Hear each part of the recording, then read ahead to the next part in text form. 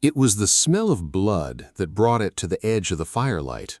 Not a howl, not a growl, just two eyes low to the ground, watching from the dark tree line. A wolf.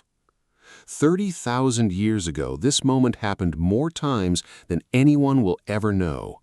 A hungry wolf, drawn by the smell of a fresh kill, creeping just close enough to see a group of humans huddled around a fire. And for every single human sitting there, the reaction was the same: fear.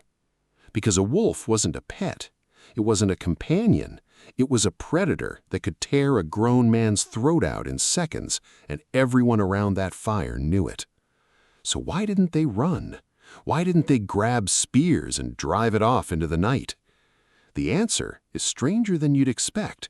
In most cases, they didn't do anything at all. They just watched it watch them. And that single moment of mutual staring, repeated across thousands of nights, over thousands of years, across an entire continent, is the real beginning of one of the strangest partnerships in the history of life on Earth. Because that wolf in the shadows would one day become the dog sleeping at the foot of your bed. And the story of how that happened has almost nothing to do with humans deciding they wanted a pet. It has everything to do with leftover bones, desperate wolves, and an accident that changed both species forever. To understand it, you have to picture what an ancient human camp actually smelled like to a wolf. Every successful hunt left behind a trail of waste, bones with scraps of meat still clinging to them, organs nobody wanted, fat trimmings tossed to the side. To a human, this was garbage. To a starving wolf, especially one that was old, injured, or too slow to keep up with its pack on a real hunt, this was an easy meal that required no risk at all. All it had to do was wait until the humans went to sleep or wandered off and pick through what they left behind. But here's where it gets interesting. Not every wolf reacted to humans the same way. Wolves, like humans, are individuals. Some are bold, some are cautious, some panic and flee at the first sign of danger. Others are calmer, more curious, more willing to tolerate being close to something frightening if the reward is worth it. And it was this second group, the calmer wolves, that started lingering near human camps a little longer each time. The ones who fled screaming into the forest at every human footstep never got to eat the leftovers. The ones who could sit at a distance, tense but still, and wait for the humans to leave, got fed. That single difference, generation after generation, quietly rewrote an entire species. The bold, aggressive wolves kept their distance from people and stayed wild. The calmer wolves kept coming back to the edges of camps. And slowly, without anyone planning it, humans and wolves started living side by side. Not because a human ever sat down and said, "I want a wolf," but because nature was running a silent experiment. Every night, camp waste became a test. Which wolf could tolerate humans long enough to profit from being near them? Some researchers believe the earliest human reaction to these camp-following wolves wasn't attack, it was tolerance mixed with wariness. A hunter might have muttered to the others, "Leave it be, it only wants the bones." Because chasing off a wolf took energy and risked a fight nobody wanted at night. It was easier to let it scavenge in the dark and deal with it in daylight if it ever became a real threat. Over time, these wolves stopped being strangers. They became a familiar shape at the edge of the fire, a shadow that was always there, but never came close enough to cause harm. And then something happened that changed everything. These camp wolves started to be useful.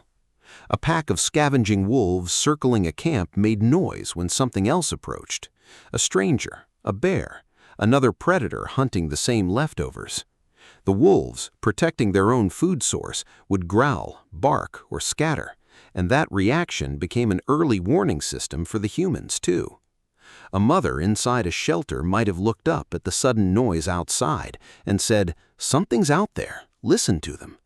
The very presence of these camp wolves, which had once been terrifying, was starting to feel like protection.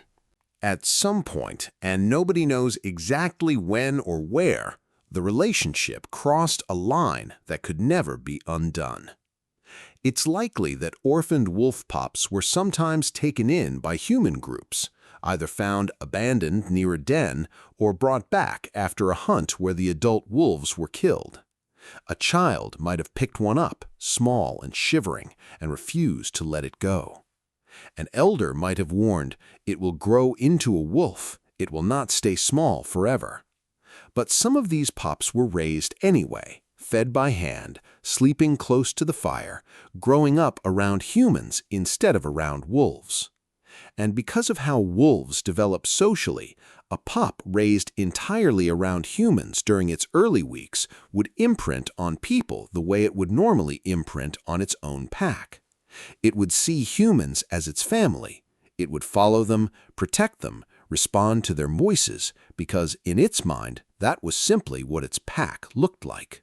These humans weren't training an animal. They were accidentally raising a wolf that believed it was one of them.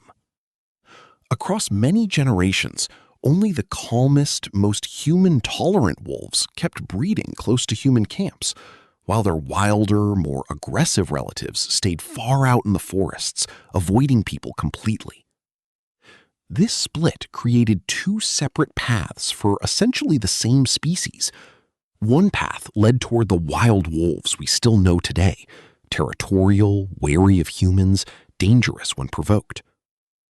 The other path led toward an animal that was smaller, calmer, more playful, and far more willing to read human emotion and respond to human commands.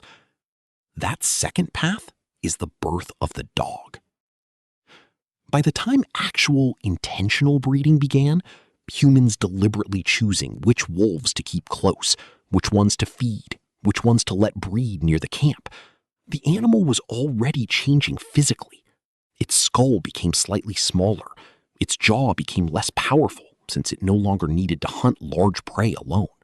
Its ears began to droop instead of staying alert and upright because in a safe environment, constant high alert wasn't necessary anymore. Its coat began to show new colors and patterns that would never have survived in the wild because a bright white or spotted wolf would be an easy target for a predator. But around a human camp, camouflage no longer mattered nearly as much. What's remarkable is that humans likely didn't set out to create any of these changes on purpose. They weren't selectively breeding for floppy ears or friendlier faces the way modern dog breeders do today.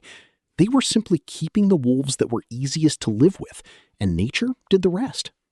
A calmer temperament turned out to be linked, almost accidentally, to physical traits like softer facial features, smaller teeth, and more expressive faces. Generation after generation, these animals looked less like predators and more like something you'd want curled up beside your fire,